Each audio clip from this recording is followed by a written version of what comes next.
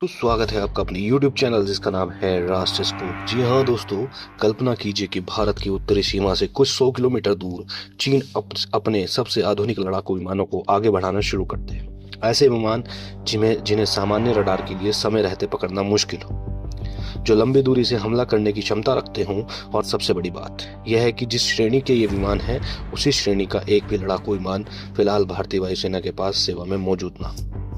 अब सवाल उठता है कि अगर चीन अपने J-20 के जरिए भारत पर ऐसा दबाव बनाता है तो भारत इसका जवाब किससे देगा? राफेल से, सुखोई 30 से या MKI से, अपने आने वाले AMCA से, या फिर रूस के Su-57 से? क्योंकि पिछले कुछ दिनों में Su-57 को लेकर इतनी अलग अलग खबरें सामने आई हैं कि मामला साफ होने के बजाय लगातार उलझता जा रहा है।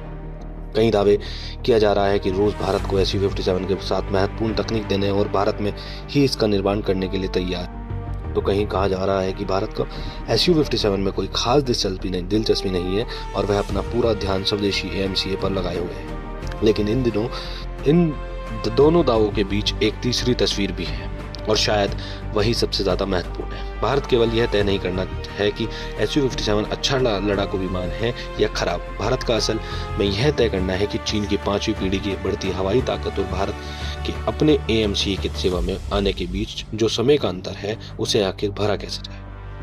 और यहीं से पूरी कहानी दिलचस्प हो जाती है। इसलिए आज Su-57 की खरीद से जुड़ी तमाम अटकलों में को एक तरफ रखकर समझते हैं कि जमीन पर वास्तव में क्या बदल रहा है और भारत के सामने विकल्प क्या है। सबसे पहले चीन की तरफ चलते हैं। चीन के जो J-20 कोई भविष्य का परियोजना नहीं है, वह इसे बना चुका है, अपनी वायुसेना में शामिल कर चुका है और लगातार इसकी संख्या तथा क्षमताओं को बढ़ा रहा है। हाल के समय में सामने आई उपग्रह तस्वीरों और रिपोर्टों में चीन के जो J-20 लड़ाकू विमान उसके पश्चिमी क्षेत्र के उन हवाई ठिकानों पर दिखाई दिए जहां से भारतीय सीमा की दिशा में अभियान चलाना संभव है, और यहीं से भारत की चिंता बढ़ती है। हालांकि यहाँ एक बात बिल्कुल साफ समझना जरूरी है कि किसी हवाई अड्डे पर J-20 दिखाई देने का मतलब यह नहीं कि चीन ने वहां हमेशा के लिए इन विमानों की स्थायी तैनाती की। सैन्य विमान अभ्यास, परीक्षण और परिचालन जरूरतों के अनुसार अलग अलग हवाई ठिकानों पर आते जाते रहते हैं, इसलिए अब स्थायी तैनाती का दावा करना जल्दबाजी है। लेकिन असली बात यह नहीं है कि J-20 वहां कितने दिन रहे। असली बात यह है कि चीन यह दिखा चुका है कि जरूरत पड़ने पर वह अपने 5वीं पीढ़ी के लड़ाकू विमानों को भारत की दिशा में आगे ला सकता है, और भारत के लिए यही बात ज्यादा महत्वपूर्ण है। भारतीय वायुसेना के पास राफेल और सुखोई 30 MKI जैसे बेहद शक्तिशाली लड़ाकू विमान मौजूद है। हमारे पास लंबी दूरी के तक मार करने वाले हथियार हैं और भारत अपनी वायु रक्षा क्षमता को लगातार मजबूत कर रहा है। लेकिन एक क्षेत्र ऐसा है जहां चीन फिलहाल भारत से आगे है, और वह है 5वीं पीढ़ी का संचालन योग्य स्टेल्थ लड़ाकू विमान। भारत के पास अभी इस श्रेणी का कोई विमान सेवा में मौजूद नहीं है। भारत का जवाब है AMCA, और लंबी अवधि में भारत के लिए यही सबसे महत्वपूर्ण रास्ता है। क्योंकि अगर भारत अपना 5वीं पीढ़ी का लड़ाकू विमान स्वयं तैयार करता है तो देश को सिर्फ एक नया विमान नहीं मिलेगा, बल्कि उसके साथ स्टेल्थ तकनीक, आधुनिक रडार, सेंसर, इलेक्ट्रॉनिक युद्ध प्रणाली, हथियारों के एकीकरण और भविष्य की लड़ाकू विमान तकनीक का पूरा तंत्र भारत के भीतर विकसित होगा। यानी AMCA केवल भारतीय वायुसेना की एक परियोजना नहीं, बल्कि आने वाले कई दशकों के लिए भारत की हवाई युद्ध क्षमता की नींव बन सकता है। लेकिन यहाँ समस्या तकनीक से ज्यादा समय की है। चीन के J-20 आज उड़ रहा है, जबकि भारत का AMCA अभी विकास के रास्ते पर है, और किसी भी आधुनिक लड़ाकू विमान को डिजाइन से लेकर परीक्षण, उत्पादन और फिर पूरी तरह संचालन योग्य बनाने में वर्षों लगते हैं। इसका मतलब यह है कि भारत के सामने एक ऐसा समय मौजूद है जिसमें चीन के पास 5वीं पीढ़ी का लड़ाकू विमान है, जबकि भारत अपनी 5वीं पीढ़ी का विमान तैयार कर। इसी अंतर के बीच रूस का Su-57 तस्वीर में आता है। अब सवाल ये है कि आखिर Su-57 की इतनी चर्चा क्यों होती है? दुनिया में 5वीं पीढ़ी के और भी लड़ाकू विमान मौजूद हैं। अमेरिका के पास F-35 है, चीन के पास J-20 है और रूस के पास Su-57। लेकिन भारत के मामले में Su-57 की चर्चा बार बार इसलिए लौटती है क्योंकि रूस केवल विमान की बेचने की बात नहीं कर रहा, बल्कि भारत में निर्माण और तकनीक सहयोग जैसे संभावनाओं की बात भी करता रहा है, और भारत के लिए बहुत बड़ा अंतर पैदा करता है।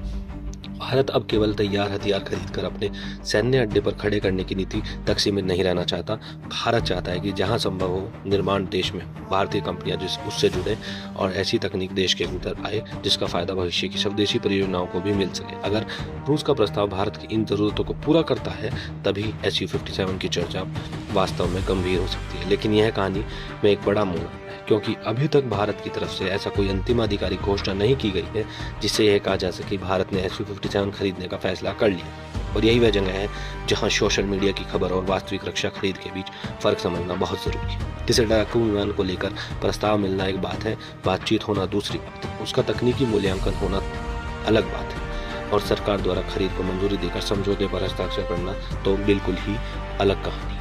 Su-57 के मामले में इन सभी चीजों को एक समझने की गलती नहीं करनी चाहिए। अभी भारत की तरफ से ऐसा कोई आधिकारिक समझौता घोषित नहीं किया गया जिसमें कहा गया हो कि भारत इतनी निश्चित संख्या में Su-57 खरीदने जा रहा है। इसलिए अगर कोई कह रहा है कि भारत 40 खरीदेगा, 60 खरीदेगा या 90, 100, तो इन संख्याओं को अंतिम फैसला मत मानिए। जब भारत सरकार या रक्षा मंत्रालय आधिकारिक रूप से कोई संख्या घोषित नहीं करता तब तक ये दावे हैं। लेकिन क्या इसका मतलब ये है कि भारत भविष्य में Su-57 नहीं खरीदेगा? इसका जवाब भी इतना आसान नहीं होगा, और ना ही हम हाँ या ना भी कह सकते हैं, क्योंकि भारत का फैसला केवल रूस के प्रस्ताव पर निर्भर नहीं करेगा, बल्कि सबसे बड़ा दबाव चीन की तरफ से आने वाली परिस्थितियों तय कर सकती है। मान लीजिए आने वाले समय में चीन भारतीय सीमा की दिशा में J-20 की मौजूदगी और बढ़ा देती है, और दूसरी तरफ पाकिस्तान को भी 5वीं पीढ़ी का लड़ाकू क्षमता मिलने की दिशा में ठोस प्रगति होने लगती है। तब भारतीय वायुसेना के सामने परिस्थिति बिल्कुल अलग होगी। तब भारत को तय करना होगा कि क्या MCA के तैयार होने तक अपनी मौजूदा क्षमताओं को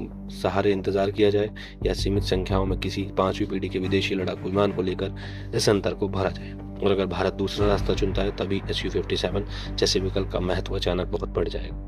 इसे आसान उदाहरण से समझिए। मान लीजिए आपका अपना घर बन रहा है और आपको पता है कि जब यह तैयार होगा कि आपकी ज़रूरत के हिसाब से बिल्कुल सही होगा, लेकिन सवाल यह है कि घर तैयार होने तक आप कहाँ रहें। या तो मौजूदा व्यवस्था में काम चलाइए या बीच के समय के लिए दूसरी व्यवस्था कीजिए। भारत के सामने भी कुछ हद तक यही रणनीति सवाल है।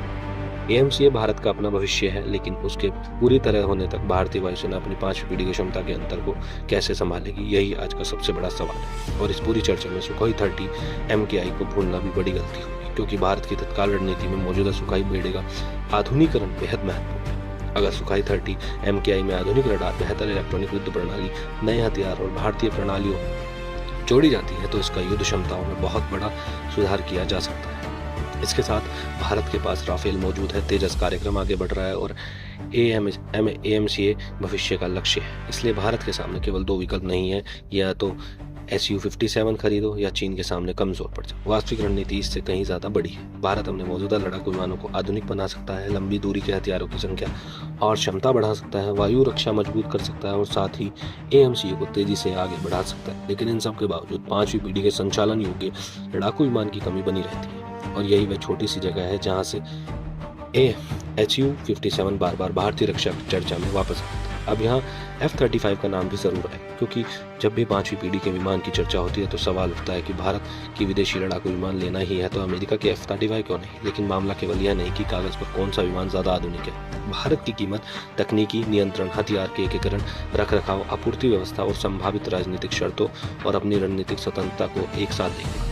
भारत जैसा देश लड़ाकू विमान का फैसला केवल उसकी अधिकतम गति या स्टाइल क्षमता देखकर नहीं कर सकता, क्योंकि ऐसा समझौता अगले 30 से 40 वर्षों तक भारतीय वायुसेना के साथ साथ देश की विदेश नीति और रणनीतिक स्वतंत्रता को भी प्रभावित कर सकता है। रूस इसी जगह Su-57 के साथ तकनीकी सहयोग और भारत में निर्माण की संभावनाओं को महत्वपूर्ण बनाना चाहता है, लेकिन रूस का प्रस्ताव आकर्षक होना और भारत द्वारा उसे स्वीकार कर लेना तो बिल्कुल अलग चीज है। इसलिए अब पूरे मामले को निष्कर्ष समझिए। आज की स्थिति में भारत ने Su-57 खरीदने की कोई अंतिम आधिकारिक घोषणा नहीं की है। चीन की बढ़ती 5वीं पीढ़ी की हवाई क्षमता भारत के लिए एक वास्तविक रणनीति चुनौती बन गई है, और भारत के दीर्घकालिक समाधान किसी विदेशी लड़ाकू विमान के बजाय अपने AMCA है। इसलिए लड़ाई Su-57 बनाम F-35 की नहीं है, असली लड़ाई समय और क्षमता के बीच है। और क्या भारत अपने मौजूदा Sukhoi 30 MKI राफेल तेज लंबी दूरी के हथियार और वायु रक्षा के सहारे AMCA के आने तक इस अंतर को संभाल सकता है? अगर जवाब हाँ है तो भारत किसी विदेशी 5वीं पीढ़ी का लड़ाकू विमान पर बहुत बड़ी रकम खर्च करने से बच सकता है और अपनी पूरी ताकत स्वदेशी कार्यक्रम में लगा सकता है। लेकिन अगर चीन का सैन्य दबाव तेजी से बढ़ता है तो भारतीय सीमा की दिशा में 5वीं पीढ़ी के लड़ाकू विमानों की मौजूदगी बढ़ती है और हमारे आसपास का शक्ति संतुलन तेजी से बदलता है। तो भारत के लिए बीच का समाधान तलाशना जरूरी हो सकता है, और इस स्थिति में Su-57 की चर्चा सिर्फ मीडिया की सुर्खियों तक सीमित नहीं रहेगी, बल्कि नीति निर्माताओं की मेज पर कहीं ज्यादा गंभीरता से पहुंच सकती है। इसलिए अभी SU-57 की कहानी खत्म भी नहीं हुई और इसकी डील पक्की भी नहीं। खेल अभी खुला हुआ है और इस पूरे खेल का अगला कदम शायद रूस नहीं बल्कि चीन तय करेगा। अब सवाल आपसे है, अगर भारत के सामने दो रास्ते हों, पहला कुछ वर्ष इंतजार करके अपनी पूरी ताकत स्वदेशी AMCA पर लगाना और दूसरे पहले सीमित संख्या में SU-57 लेकर 5वीं पीढ़ी का लड़ाकू क्षमता हासिल करना, तो आपके हिसाब से भारत को कौन सा रास्ता चुनना चाहिए? अपनी राय कमेंट में जरूर बताइए और ऐसी ही रक्षा तथा भू राजनीतिक वीडियोस के लिए हमारे चैनल से जुड़े रहिए। मिलते हैं अगले अपडेट के साथ, तब तक के लिए जय हिंद, जय भारत।